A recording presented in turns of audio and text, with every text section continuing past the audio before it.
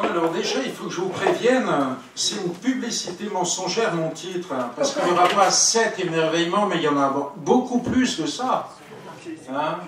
Tout est sujet à émerveillement dans l'Eucharistie, et il n'y en a pas que 7. 7, c'est un peu un chiffre symbolique. Vous savez, la grande raison de ça, c'est que l'Eucharistie, c'est pas seulement le don de Dieu. Oui, c'est un don de Dieu, évidemment, mais c'est pas seulement ça. Parce que le sacrement de réconciliation est un don de Dieu. Nous recevons le pardon. C'est un don très précieux, un don très beau. Mais là, vous voyez, c'est non seulement un don de Dieu, mais Dieu qui se donne. C'est-à-dire que le don que nous recevons dans l'Eucharistie, c'est rien moins que Dieu. Alors évidemment, c'est imbattable, hein. Rien de plus beau que ça. Alors, je vais commencer par une petite question. Ça commence par quoi, la messe? Qu'est-ce que j'entends? Alors, ça commence par quoi? Au nom du Père et du Fils et du Saint-Esprit. Avant ça? Avant le chant d'entrée. On arrive. Avant l'oraison. On arrive. Avant l'arrivée. Le désir d'y venir. Avant le désir d'y venir. Oh, une invitation. Vous voyez, tout ça, hein, tout ce que vous venez de me dire, bon, évidemment, c'est au début de la messe, mais tout ça, c'est en nous. C'est de notre côté. Que ce soit le chant, que ce soit notre désir, que ce soit tout ce que vous voulez. Or, mesdames et messieurs, je suis désolé, mais la messe, ça commence par la sonnerie des cloches.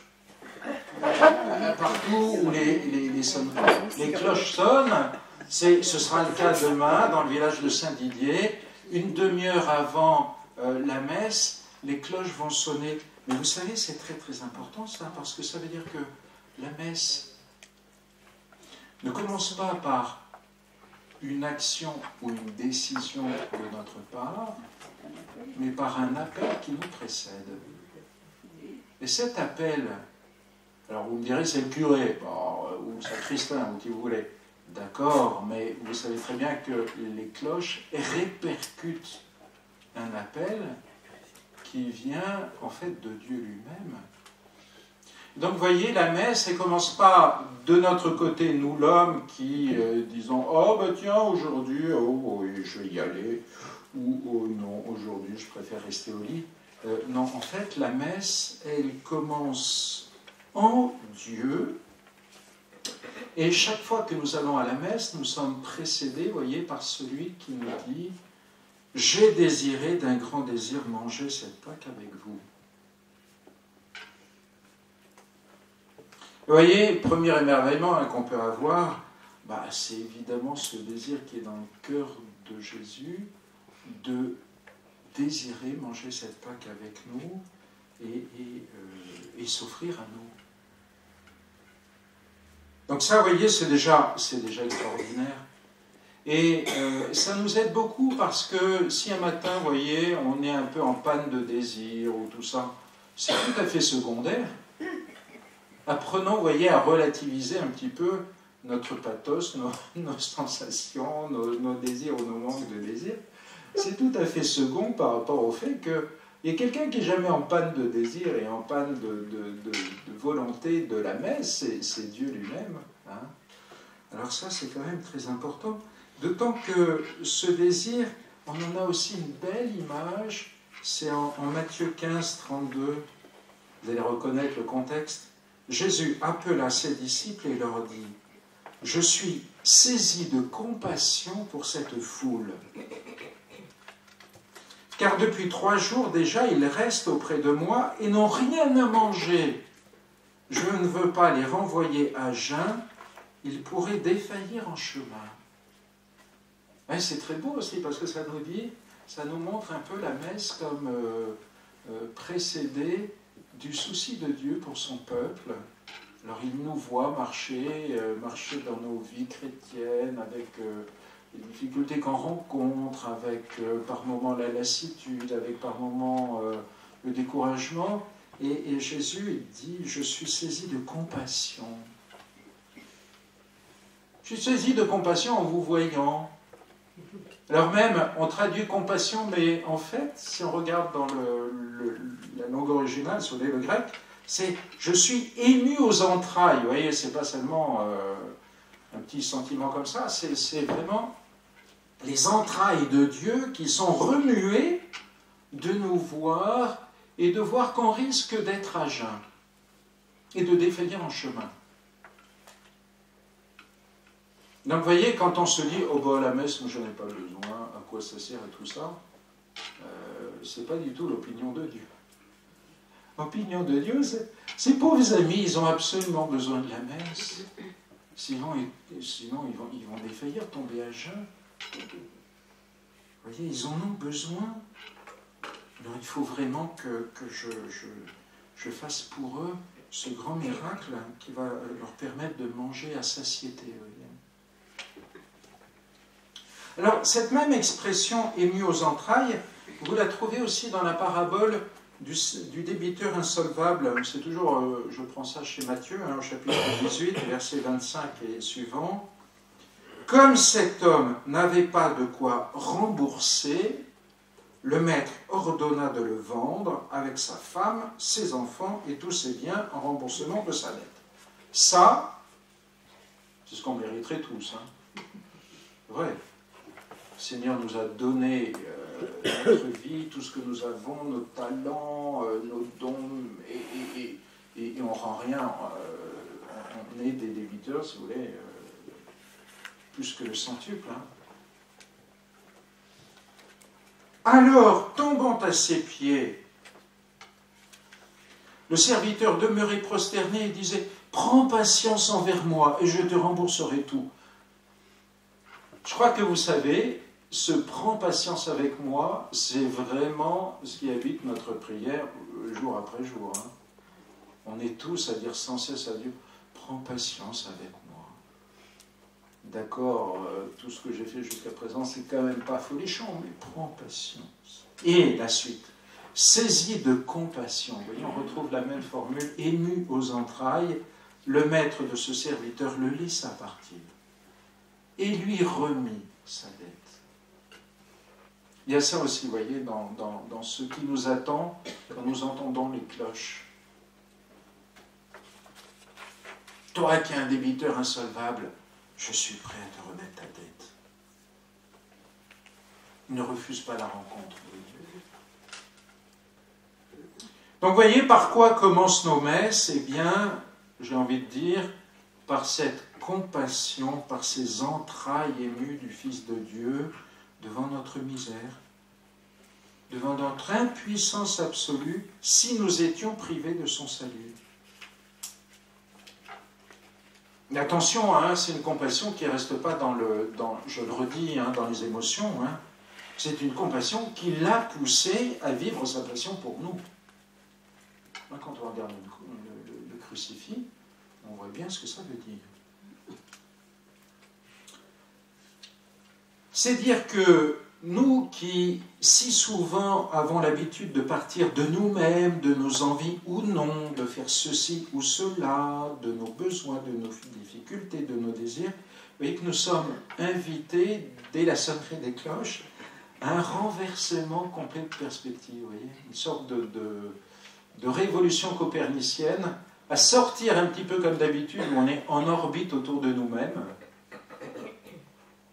à prendre une autre orbite, vous voyez, à tourner autour de Dieu et de nous mettre à l'écoute de son désir, de cette communion avec lui.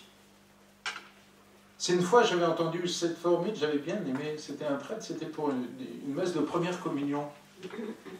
Alors vous savez, nous d'habitude, on dit « ça va être ta première communion avec Jésus », et il avait renversé, il avait dit « ça va être la première communion de Dieu avec toi ».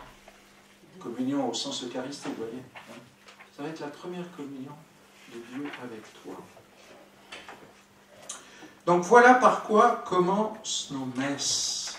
On va regarder d'abord les choses du côté de Dieu et regarder et entendre celui qui nous dit « J'ai désiré d'un grand désir manger cette Pâque avec toi ».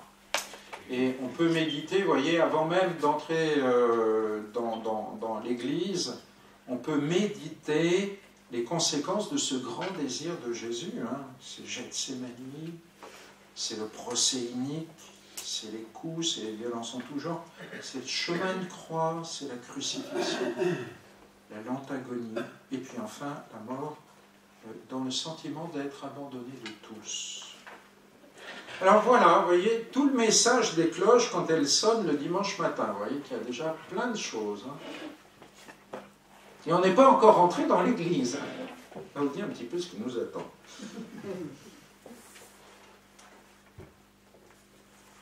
Et je redis, vous voyez, quand les sonnent cloches, ayant un petit peu ce réflexe de donner à ce son tous les messages qu'il nous porte. Je t'invite, je désire d'un grand désir manger cette Pâque avec toi. Alors toi, comment vas-tu répondre? Hein, tu vas être présent physiquement, j'imagine que c'est votre cas à tous, hein, mais est-ce qu'il y aura aussi la présence de ton cœur aussi ardent et aussi désireux que moi de cette rencontre?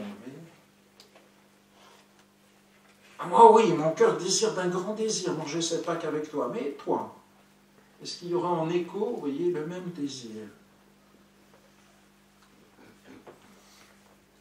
Une autre chose très belle, c'est que cet appel, vous voyez, il constitue un peuple. Il constitue un peuple. Il nous arrache à notre solitude en nous convoquant comme peuple.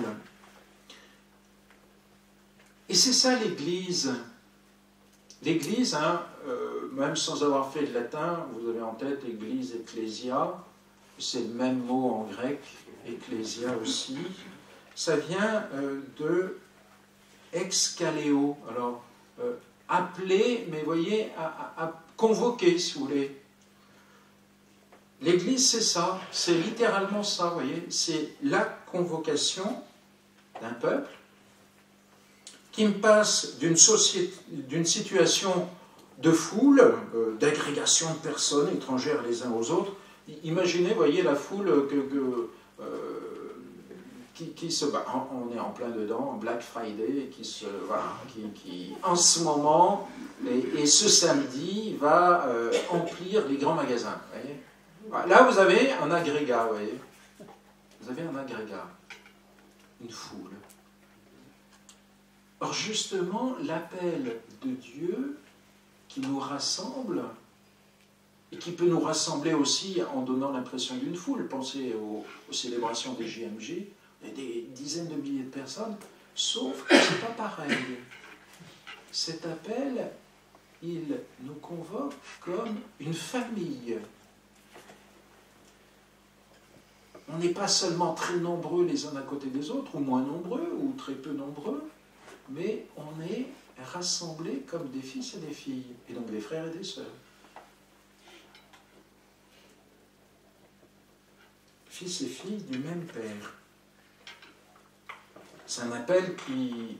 C'est un peu, vous savez, l'appel du père de famille. Allez, ou de la mère de famille.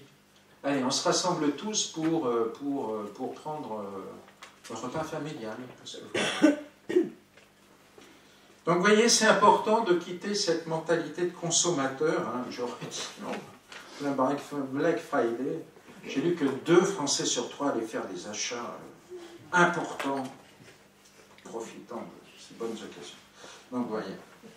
Donc, sortons de cette mentalité de consommateur pour accueillir la grâce d'avoir été choisi pour faire partie de ce peuple.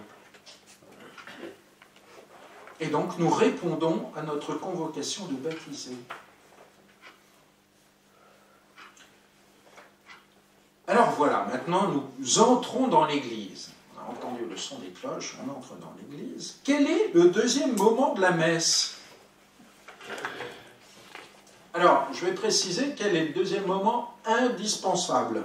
Alors là, il faut vraiment qu'il y ait ça. Avant la parole de Dieu. La parole de Dieu, elle viendra, oui, évidemment. Mais avant. Ah, mais vous pouvez faire un signe de la croix. J'espère que vous en faites indépendamment de la messe. L'arrivée du prêtre. La demande de pardon. Ah non, Avant. Quelque chose qui est vraiment indispensable, sinon il n'y a pas de messe. L'ouverture des portes de la messe. Voilà, il faut l'entrée du prêtre. Ah ben oui, il en faut un, c'est comme ça. Alors pourquoi il en faut un? Là aussi c'est très important, vous voyez, et ça va nous émerveiller. Je ne dis pas ça parce que je suis prêtre, mais ce qui va nous émerveiller, c'est que vous avez dans l'assemblée quelqu'un qui est garant du Christ, qui est signe, et signe en chair et en os, hein, de la présence d'un autre. Et ce prêtre-là, vous voyez, c'est pas un délégué de l'assemblée, c'est pas un porte-parole de l'assemblée, c'est pas quelqu'un qu'on aurait élu pour diriger la prière. C'est quelqu'un que Dieu s'est choisi et que Dieu envoie comme signe de son altérité à lui. Et c'est fondamental qu'il soit là, vous voyez. C'est pour nous dire, n'importe quelle assemblée, quand bien même, vous voyez, ce serait une assemblée, imaginons, hein, une assemblée de 20 000 polytechniciens qui auraient fait tous un doctorat en théologie. Donc on se dit, bon, déjà avec ça, quand même, on est bien lotis, on est nombreux, tous les types super, et qui ont fait des tas d'études de théologie, donc ça va marcher du feu de Dieu. Eh ben non. Eh ben non. Parce que ce qui nous intéresse, c'est, vous voyez, d'avoir la visitation de Jésus lui-même. Parce que c'est de lui qu'on a besoin. Et que notre salut ne peut venir que de lui. Et le prêtre est justement le signe de cette altérité. Qu'aucune communauté chrétienne, je dis bien, même très douée et tout ce que vous voulez, ne peut s'en sortir par elle-même. Elle n'a pas en elle-même, vous voyez, de quoi vivre. Elle a besoin absolument que Dieu en personne vienne lui apporter le salut, la lumière de sa parole, etc., etc. Il faut cette présence du prêtre, vous voyez, car cette Eucharistie est celle du Christ. La puissance du salut viendra du Christ. De même que la parole partagée sera celle du Christ.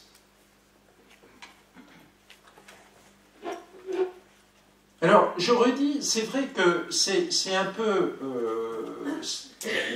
c'est aussi la difficulté, hein, concrètement. Une difficulté qu'on rencontre de tous les temps, hein, vous savez, mais bon, c'est peut-être plus d'actualité aujourd'hui, c'est que ce prêtre-là, c'est pas le plus savant, ni le plus saint des personnes présentes. Peut-être prêche-t-il médiocrement. Peut-être est-il colérique, de peu de talent, peu sympathique, peut-être qu'il a plein de défauts qu'on connaît bien parce qu'on travaille avec lui et qu'il est insupportable et tout ce que vous voulez, tout ce que vous voulez. C'est second. Je ne dis pas que c'est secondaire, je dis que c'est second. Mais c'est vraiment second. Par rapport au fait qu'il a été appelé par le Christ. Et qu'il a été institué par Jésus pour se rendre présent à l'assemblée. Alors évidemment, il faut qu'il soit avec quand même des qualités, et puis que, surtout qu'il essaye de marcher vers la sainteté, ça c'est clair. Mais vous voyez, c'est la première chose, on l'accueille comme un autre Jésus parmi nous. Voilà. Et qui va nous manifester que notre assemblée n'est pas autosuffisante. Elle n'est pas autosuffisante. Nous avons besoin du Christ, sans quoi nous crevons. Hein? Mais vraiment, un besoin vital, vous voyez. Alors, ce prêtre, il arrive avec une eau blanche, couleur de la résurrection. Ça nous aide à voir qu'au-delà de cet homme, bien plus que ce qu'il est, il faut voir celui qui l'envoie. Alors, en hébreu, vous savez, on dit, il y a une formule, l'envoyé c'est le chaliar. Et on dit, le chaliar d'un homme c'est cet homme. Retenez la formule, le chaliar d'un homme c'est cet homme. Vous avez une très très belle image de ça qui vraiment va vous parler, vous savez. C'est dans le livre de l'Exode. Vous avez Abraham Abraham, qui voit que son fils quand même est en âge de se marier, donc il veut trouver une femme pour son fils. C'est dans un contexte qui n'est pas le nôtre, évidemment, mais voilà.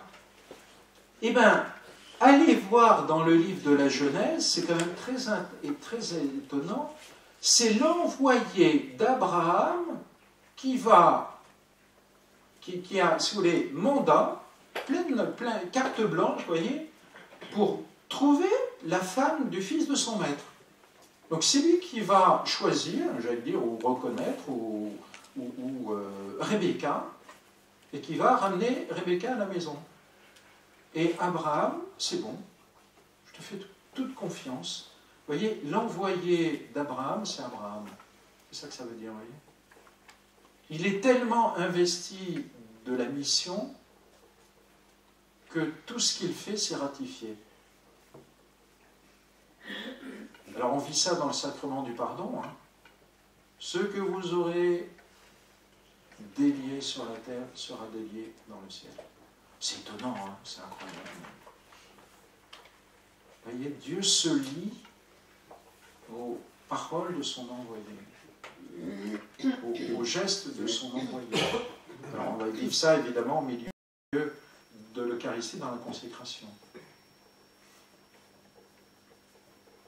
Donc vous voyez, ce que l'envoyé fait engage pleinement son maître. Donc ça, il faut avoir en tête quand on voit le prêtre. Donc, une des conséquences de ça, c'est que nul, pas même le prêtre, n'est propriétaire de la messe pour en faire n'importe quoi. Hein, si j'ai à ce point la confiance de celui qui m'envoie, du maître, je ne peux pas trahir sa confiance en faisant comme si la messe m'appartenait et comme si je pouvais... Le choix des chants, c'est une chose, évidemment, hein, mais l'emplacement des chaises, c'est pas de ça qu'il s'agit, mais vous voyez, je suis tenu, évidemment, parce que le Christ veut faire.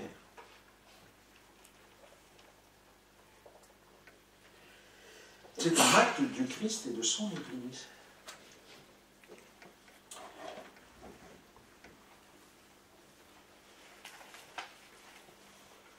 Donc, la célébration de la messe rend présent à notre assemblée de disciples de Jésus ce que Jésus lui-même a fait. Elle va permettre à ses paroles, à ses actes de se réaliser parmi nous. Et vous savez, c'est quand même bouleversant, mais chaque fois que la messe est célébrée, vous voyez, nous ne sommes pas moins présents au Christ, vous le savez, hein, mais ça fait toujours du bien de se le redire, ça fait partie des émerveillements. Je ne sais pas si c'est le 3e, le 4e ou le 10e, mais nous ne sommes pas plus éloignés de Jésus au cœur de l'Eucharistie que les disciples, que tous ces hommes et ces femmes qu'il a rencontrés sur les routes de Galilée. Autrement dit, ce n'est pas les milliers de kilomètres qui nous séparent de la Terre Sainte, ce n'est pas les 2000 ans qui nous séparent dans le temps de Jésus qui marchait sur les routes des hommes, qui pourraient nous séparer de lui. La seule chose qui pourrait nous séparer de lui, c'est le manque de foi. Et dès lors que nous sommes dans la foi, vous voyez, et vraiment unis à lui dans la foi, eh bien, nous sommes aussi proches, mais réellement aussi proches de lui, que, je le redis, que si nous vivions en l'an 30 et que Jésus était sur les routes de Saint-Didier. Hein? Alors, une petite chose aussi, autre conséquence de ça, c'est que nous appartenons, nous, vous savez, à une société des loisirs et du spectacle qui doit sans cesse se renouveler. Alors, on attend toujours du neuf. Impensable en 2022 de repasser les programmes de télé des années 80. Ça ferait vraiment ringard et bonjour la chute de l'audimat. Il faut toujours du neuf, vous voyez. Toujours, et si possible un peu de scandale pour faire du buzz. Bon, bref. Mais vous voyez, il faut toujours renouveler l'intérêt, etc., etc. Eh bien, pour l'essentiel, la messe ne change pas. C'est une toute autre logique, vous voyez. C'est pas de faire du neuf, non, c'est pas ça. C'est ce qui nous intéresse dans la messe, c'est beaucoup plus profondément de retrouver ce que Jésus a fait, continue de faire. Et de rejoindre la première scène de rejoindre son mystère pascal. Donc vous voyez, c'est une logique complètement différente. Et si pris un peu par cette société du consumérisme et du spectacle et des loisirs, on dit, ah quand même, est-ce qu'on ne pourrait pas changer un peu la messe là, et puis faire du neuf là? On va, tiens, ben, vous voyez la partie de la liturgie eucharistique, et si on commençait par ça, et puis si on prenait, je sais pas quoi, on va faire tiens, avec du coca aujourd'hui, je sais pas, et ça va attirer les jeunes en plus. Mais c'est une toute autre logique, vous avez compris, hein? On veut rejoindre ce que Jésus a fait. Et le rejoindre à travers la matière que Jésus a choisie. Hein, les signes très concrets que Jésus a choisis. Il a choisi du pain et du vin. Et donc, on s'estime lié par ce choix-là. Hein, des fois, c'est des questions qui se posent. Alors, dans certains pays de mission, on dit « Ah, quand même, nous, vous savez, le blé, c'est pas notre truc, c'est le riz. Pourquoi on ne ferait pas avec du riz ?» Et précisément parce que, vous voyez, on veut rejoindre... Jésus a fait l'Eucharistie avec du pain et du vin. Voilà. Et donc, nous sommes en lien historique avec ce que Jésus a fait. C'est le grand critère. Alors, on avance quand même un petit peu, hein. Les lieux, quels sont les objets les plus importants dans l'espace sacré ou dans l'église? L'autel, bravo. Et puis, et l'ambon. Voilà, là vous remarquez que c'est les deux lieux qu'on encense systématiquement, alors plus la croix aussi, chaque fois qu'il y a des solennités. On ne va pas encenser la chaise du président, ni le bouquet de fleurs de la sacristine, ni tout ce que vous voulez. Non, vraiment ce qu'on encense, vraiment systématiquement, c'est l'autel et l'ambon. Alors pourquoi?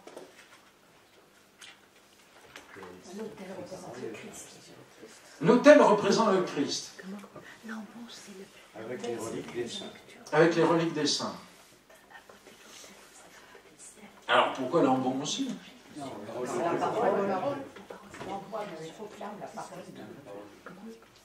Alors regardez, ce qui est très beau, c'est que d'abord, vous voyez, on voit bien, l'ambon, ça correspond à toute la première partie de la messe, hein, la liturgie de la parole, on est bien d'accord. L'autel, au contraire, c'est sur lui, hein, que va être centrée toute la deuxième partie de la célébration, hein, la liturgie proprement eucharistique. Alors c'est intéressant parce que, vous voyez, on se souvient, si on remonte dans le temps, derrière la liturgie de la parole, il y a la liturgie juive de la synagogue. Hein, dans la synagogue, on peut dire que c'est l'ancêtre, ou je ne sais pas comment vous dire, la base, voilà, la base de notre liturgie de la parole, c'est cette liturgie dans la synagogue, toute centrée sur la parole. D'accord? Et puis, la deuxième partie, elle a là aussi une préfiguration dans les liturgies juives. C'est laquelle? Le sacrifice. Le sacrifice. Le sacrifice, oui, mais plus encore... L'entrée en Shabbat, ce soir. Alors, l'entrée en Shabbat, c'est surtout, voilà, le repas pascal, qui est une liturgie familiale. Alors, on peut penser au temple, mais c'est beaucoup mieux que ça. La liturgie familiale du Seder pascal. Une liturgie présidée par le père de famille, qui a lieu à la maison, et dans lequel on fait quoi? On fait mémoire de la délivrance de l'Égypte. Hein, on fait mémoire du salut réalisé, opéré avec grande puissance par le Dieu d'Israël. Alors, vous me direz, bah oui, d'accord, mais nous, c'est quand même, la messe, c'est pas deux liturgies juives mises côte à côte.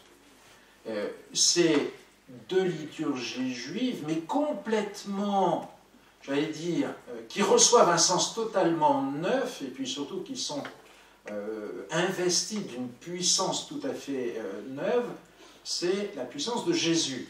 Et donc ces deux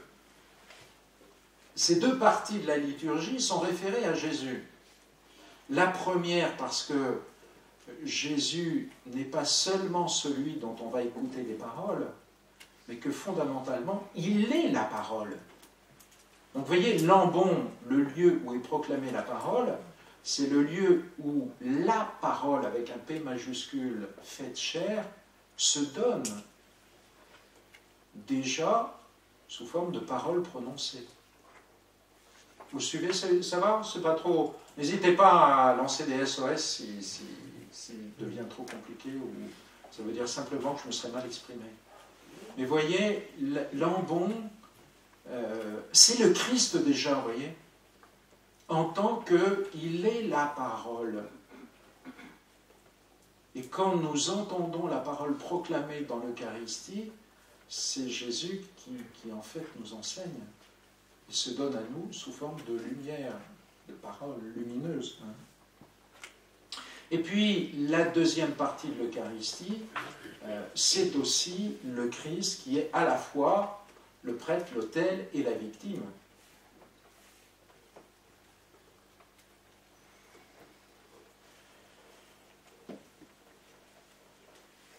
Et là, le centre, c'est l'autel du sacrifice de l'agneau immolé.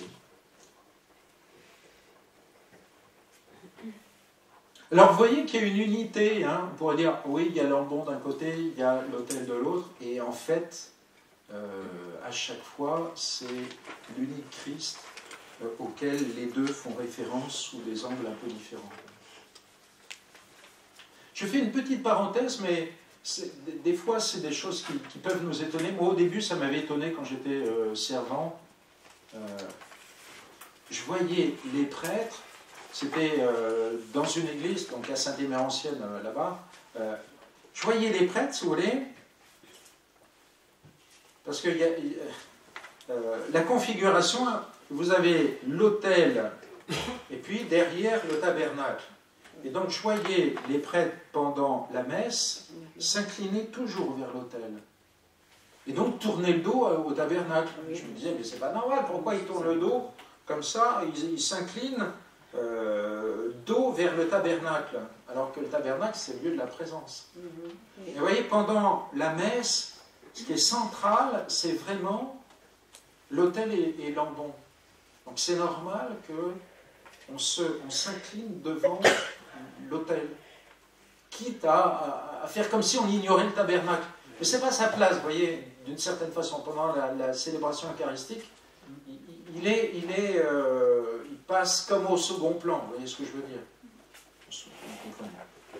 Alors bon, il est temps quand même de passer un peu au fil de la messe, parce que pour l'instant, on en est toujours, on vient de franchir le seuil, on a vu le prêtre rentrer, mais bon, et après, ben voilà, nous entrons, première partie, c'est le rite d'entrée, j'allais dire, c'est l'introduction, vous voyez, avec le chant. C'est très beau le chant d'entrée, c'est pas seulement parce que c'est un chant qui est habituellement beau, hein, mais aussi parce que l'assemblée prend corps. Alors, on commence par faire quoi? Tous ensemble, d'un seul cœur, sinon ce serait dissonant, mais tous ensemble, avec des voix qui s'harmonisent, mais aussi des cœurs qui s'harmonisent, nous chantons la louange, la gloire de Dieu. C'est quand même beau, vous voyez, la première chose que nous faisons, c'est ensemble, d'une même voix, et derrière la même voix, d'une même intention, d'un même désir, nous chantons la gloire de Dieu. Nous chantons sa louange. C'est une belle chose. Donc on se reconnaît comme communauté d'adoration, de prière et de foi. C'est une façon de dire, toi mon voisin, toi ma voisine, peut-être je ne te connais pas, mais ben, regarde, on constate tous les deux qu'on a la même foi et que tous les deux, la première chose qu'on a envie de faire, c'est de louer le Seigneur. Alors ce moment-là, le président, enfin le célébrant entre, c'est vraiment, vous voyez, le Christ qui vient parmi les siens, qui se rend présent dans cette demeure. Et cette demeure, ce n'est pas seulement l'édifice, hein, mais c'est le temple spirituel constitué de pierres vivantes, hein, c'est nous. Hein. Et nous prenons conscience que par notre rassemblement, et on est rassemblés parce qu'on a été convoqués, hein, vous vous souvenez des cloches, eh bien, nous devenons un temple saint habité par l'Esprit. Et Jésus commence d'une certaine façon par nous dire, voilà, je désirais d'un grand désir manger cette Pâque avec toi. Alors à ce moment-là, le prêtre, pendant que l'assemblée chante, va vénérer l'autel, il l'embrasse, vous voyez, une façon d'embrasser le Christ. Hein. Alors l'autel, ça nous a été dit par l'un d'entre vous, c'est initialement le tombeau des martyrs. C'est pour ça que très souvent, vous voyez, il y a dans l'autel, c'est le cas ici dans la chapelle Saint-Émérancienne, la chapelle pardon, de Sainte-Garde, vous avez une petite cavité et je ne sais plus tous les 5 qui sont là, mais il y en a 5, 6, 7 peut-être, qui sont donc dans cette petite cavité. Vous voyez. Tombeau des saints. Alors c'est plus que ça, hein. C'est aussi parce qu'un signe du Christ. Et ce qu'il montre, le manifeste particulièrement, c'est la pierre d'autel, ou mieux le fait que sur l'autel, vous avez gravé 5 croix qui sont le rappel des 5 plaies du Christ en croix. Et c'est un petit signe qui nous dit quelque chose. Ça nous dit aussi que le Christ est notre roc.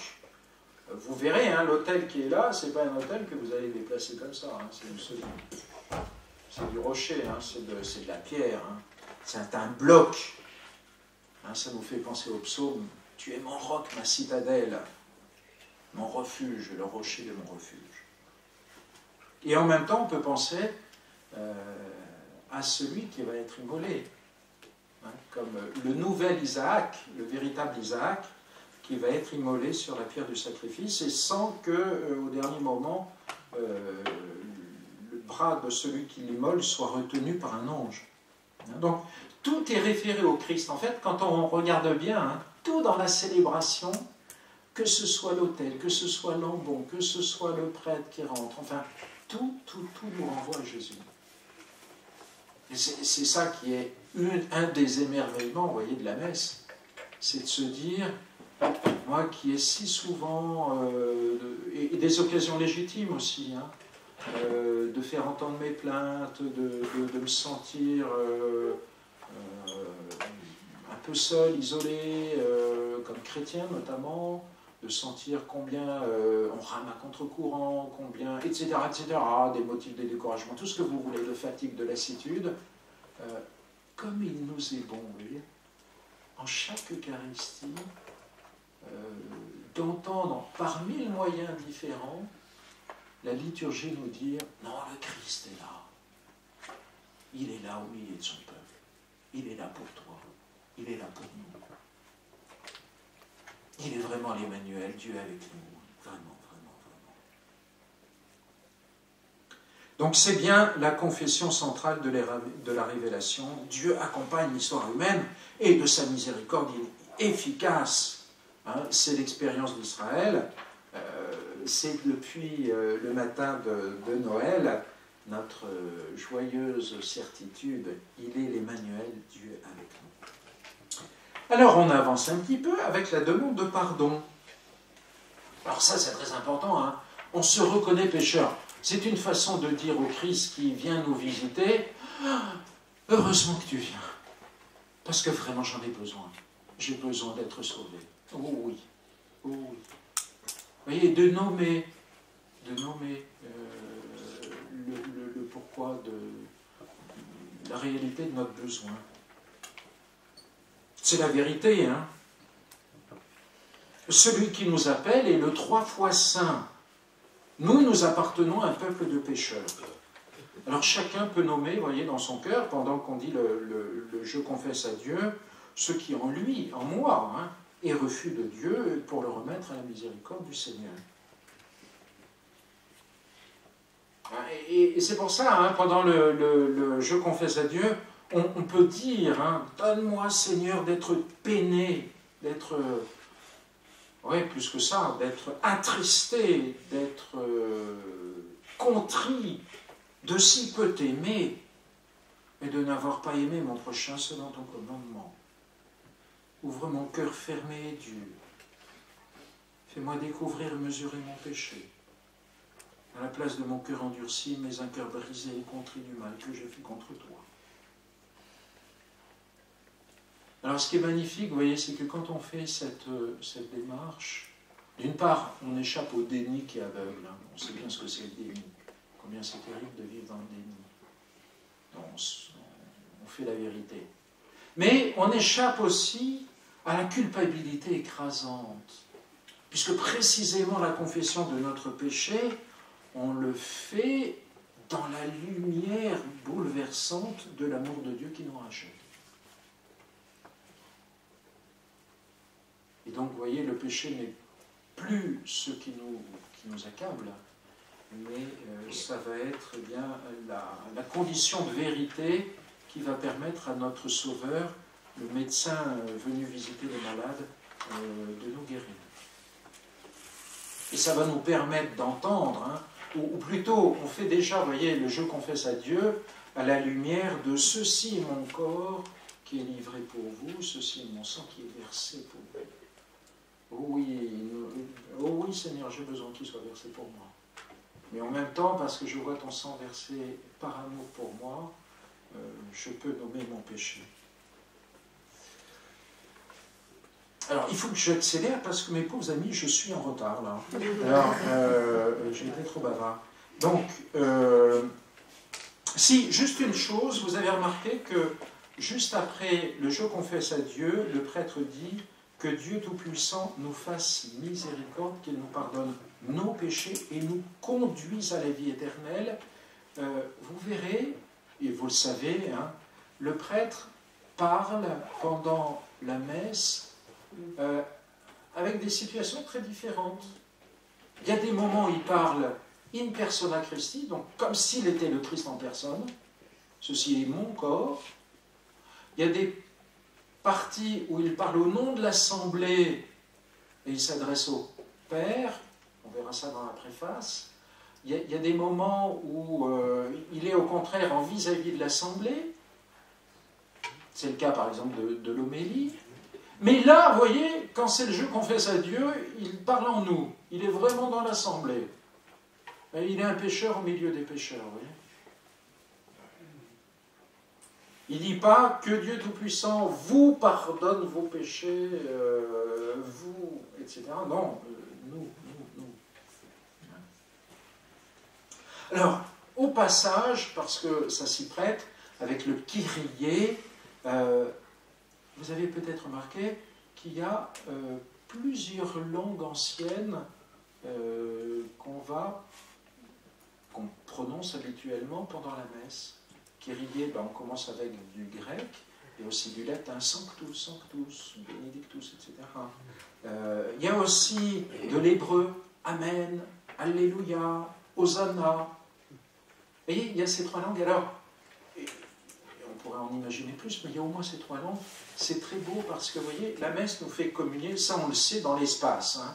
On sait très bien qu'en ce moment, dans notre prière, on va prendre...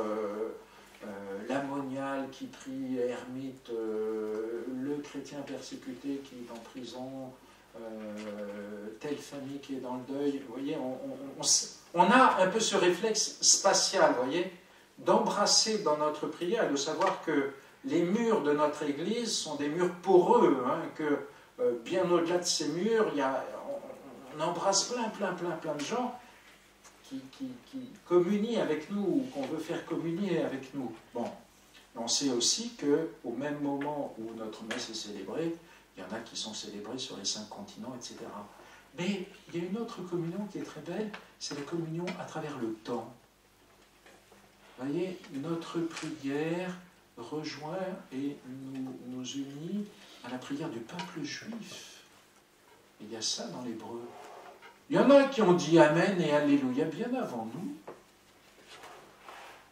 Alors la mère de Dieu, les apôtres, bien avant nous, et encore bien avant nous, tout le peuple saint, le roi David avant nous, etc. etc. Vous voyez, et aussi les églises des premiers temps qui parlaient en grec, et aussi l'église latine, depuis que la messe est dite en latin, disons au 2e, 3e siècle à Rome, les premières messes à Rome, c'était des messes en grec. Donc, petite révolution liturgique, je ne sais pas si ça a fait des vagues, de passer du grec au latin. Voilà. Et donc, vous voyez, on est unis aussi dans le temps à travers tous ceux qui nous ont précédés, et en même temps, c'est la même messe. C'est ça qui est extraordinaire. La messe des premiers siècles, la messe d'après le Concile de Trente, et d'avant le Concile de Trente, etc., etc. Bon, alors, on arrive au Gloria, le Gloria, une hymne, un poème d'exultation, de jubilation, vous voyez. Et là, vous voyez, on prend conscience combien ça nous fait du bien de nous arracher à nous-mêmes. Et d'entrer dans une louange qui n'est pas nécessairement la nôtre, parce que peut-être qu'on est arrivé dans cette messe avec plein de soucis, et l'envie de râler, et des inquiétudes, et tout ça, et peut-être le deuil, et peut-être de grandes souffrances. Et voilà un moment où l'Église nous prend par la main et nous dit « Allez, allez, écoute, laisse tout ça pour un moment et viens louer avec nous. Viens chanter la gloire de Dieu avec nous. » Vous savez, c'est une vraie médecine du cœur. D'accepter d'être pris dans ce grand courant de la joie et de la louange et de l'action de grâce de l'Église, même si dans notre cœur, en ce moment, on n'aurait pas trop envie de le chanter. Mais c'est une miséricorde, en fait, que l'Église nous fait quand elle nous entraîne comme ça. Alors, je passe sur la première oraison, avec l'invitation « Prions ». Et puis, juste, on va commencer au moins la liturgie de la parole. La liturgie de la parole, 3 lectures au minimum. Ah, 3 lectures au minimum. Il y a la première lecture, l'évangile. Ah, n'oublions pas les psaumes. Hein, le psaume, c'est aussi une des lectures. C'est très beau le psaume parce que c'est une prière humaine, des mots d'homme pour la prière de l'homme à Dieu, et en même temps des mots inspirés par l'Esprit Saint. Vous voyez, les psaumes, c'est une prière particulière parce que c'est la prière que Dieu nous inspire de lui dire. Ce n'est pas la seule, hein, il y a Notre Père, il y en a d'autres comme ça, mais les psaumes, c'est une bonne grammaire de la prière, vous voyez. Quand vous vous dites, est-ce que ma prière est vraiment chrétienne? Est-ce que ma prière vraiment plaît à Dieu? Faites un petit stage à l'école des psaumes, vous voyez, pour christianiser votre prière, notre prière, ma prière, si nous en avons besoin. C'est une très bonne pour sortir un peu de notre subjectivité, et du coup, ça va enrichir notre prière de beaucoup d'harmoniques qui peut-être étaient un peu absentes. Hein, peut-être que notre prière manque de demande de pardon, ou au contraire manque de remerciements, de louanges, ou peut-être manque d'intercession pour les autres, ou peut-être manque de cris où on hurle, en disant « Mais Seigneur, que fais-tu » C'est aussi une prière. « Seigneur, nous périssons, ça ne te fait rien » Ça, c'est une prière apostolique. Hein. D'ailleurs, on peut prier aussi comme ça. Bien, alors, donc, vous avez 3 lectures. Alors, c'est très bon parce qu'il y a un entrelacement de 3 lectures et de 3 réponses. Les 3 réponses sont la réponse de l'homélie, qui est à la fois réponse et prolongement des 3 lectures. Il y a la réponse surtout du credo, et Dieu nous a parlé, et notre réponse, toute l'assemblée, je crois. Dieu nous a parlé, et on lui répond, ce que tu as dit, c'est vrai, j'y crois. Ça veut dire, je suis même prêt à engager ma vie sur ce que tu viens de dire. Alors malheureusement, on se reprend un peu souvent, mais bon, on le dit à ce moment-là, je crois, parce que ta parole c'est du solide, alors j'engage ma vie sur ce que tu as dit. Et puis la prière universelle. Après tout ce qu'on vient d'entendre sur toi, Seigneur, Ah bah, et vraiment, on a envie de te présenter plein d'intentions et plein de choses, parce que vraiment, on a découvert encore mieux à quel point tu es miséricordieux, et donc vraiment, on a envie de te confier plein d'intentions. Alors, les dernières choses, c'est pour l'évangile, vous voyez, que nous entendons proclamer, c'est plus seulement une parole lue, mais la parole faite chair réellement. Vous avez ça tout de suite, je vais vous dire, je vais vous rappeler, hein, le dialogue au moment de la lecture de l'évangile. Le Seigneur soit avec vous.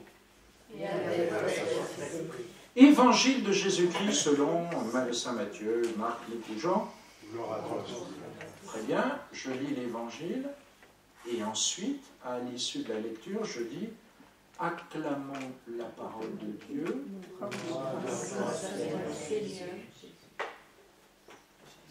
Vous voyez, je vous ai présenté le lectionnaire et vous avez dit louange à toi, Seigneur Jésus.